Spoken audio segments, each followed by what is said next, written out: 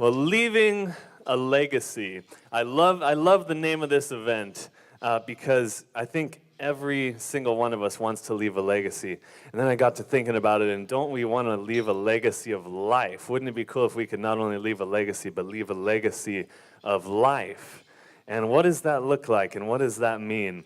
You know, I wanted to leave a legacy. I remember having a dream as a little kid about touring with my music someday. I remember I was about 5 or 6 years old, and I thought, how cool would it be to be, just to imagine for a second, if I could be in an arena, let's say, with tens of thousands of people listening to my music. And it was never really about being the center of attention for me. It wasn't about that. I just thought it would be so cool to write a song and then to be able to share that with an arena full of people, and to be able to hear their response to my music, and then for me to respond to their response, and to have this communication back and forth from the stage to the crowd. And I was always fascinated by concerts and music and the excitement of that environment. And I wanted to leave a legacy. I believed that I could do it. Now, I didn't know as a kid, as a 5-year-old, anything about playing the piano. I didn't know how to play the piano. I didn't know how to write songs.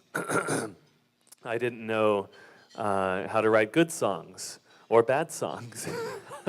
I didn't know how to look cool on stage. I had no idea about all the hard work it took to make it in the very competitive and sometimes erratic business of the music business.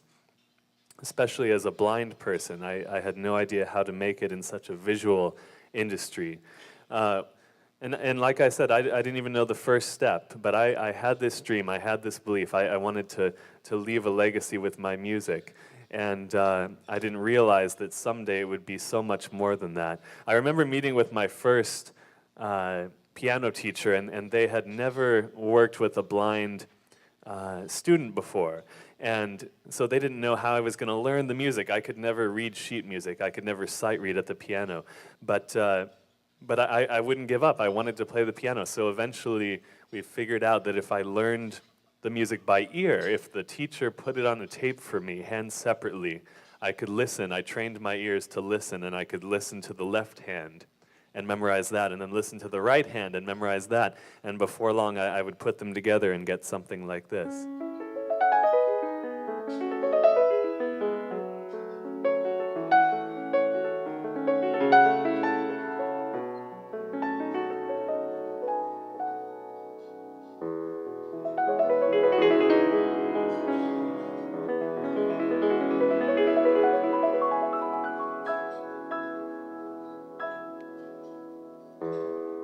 Kind of like that.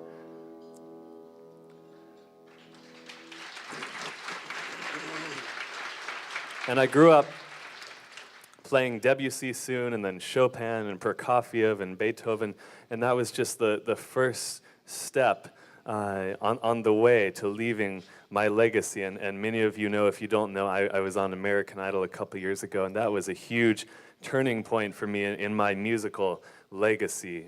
So many dreams have come true since that time, and I had worked for so many years towards those goals and dreams before that, but I'm so happy that American Idol ended up being that vehicle that got me to that next level.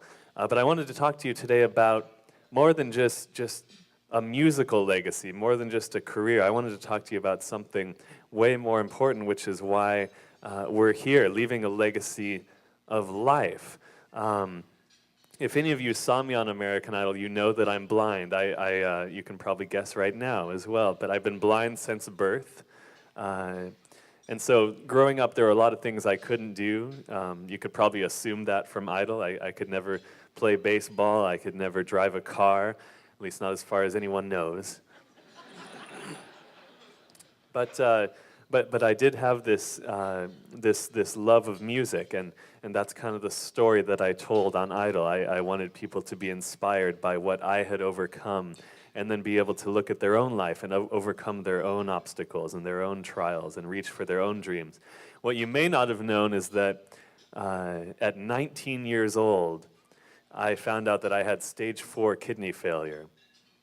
And I didn't know what that meant at the time. I didn't know what kidney failure was. I was not even aware that could happen to a 19-year-old when it happened to me. And it became a very difficult time in my life. I had a lot of questions, a lot of uncertainty. You know, when you're going through that, many of you are familiar with that entire process, and I went through it from the perspective of a patient, and there are a lot of questions. There's a lot of uncertainty. I felt hopeless at times in that search. I eventually got so sick that I couldn't even play the piano or sing in my own living room. And that was tough for me. I believed from that time when I was a little kid I was talking about, I believed that I was put here to share my gifts and talents with other people around me.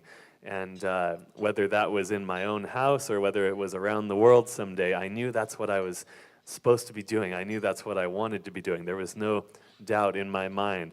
And when I couldn't do that, even in my own home, it felt like my dreams were dying. I eventually ended up on dialysis and could not travel, could not foresee any way I would be able to tour after that. But I wouldn't let go of hope. I wouldn't let go of those dreams. I still wrote songs, even though I was sitting in that dialysis chair 3 to 4 times a week for hours and hours on end. I still had my mind, and I still wrote songs, and I still dreamed about music. And in 2007, the wife of my former piano teacher from college donated her kidney to me and saved my life. And it was less than a year after that life-saving transplant that I auditioned for American Idol.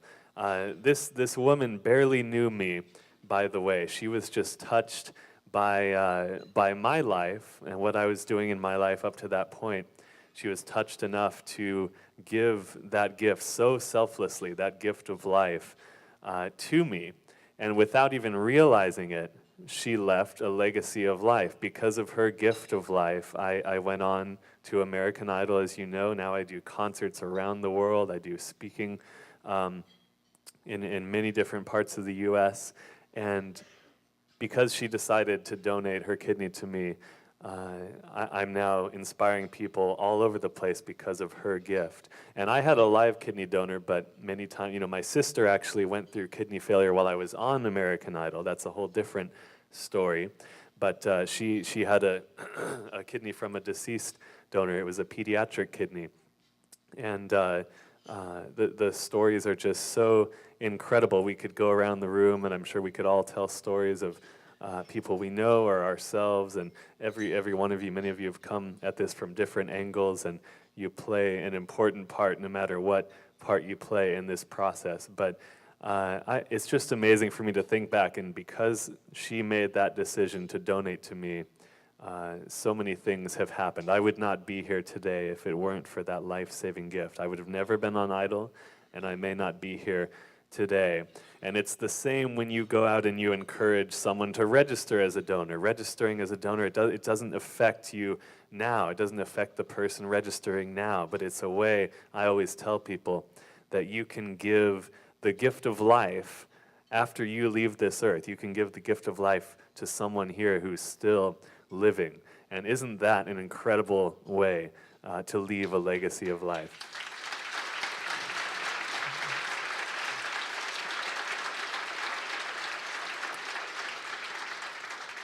So thank you guys. You're going to hear a little more from me later on. I'm going to turn it back over.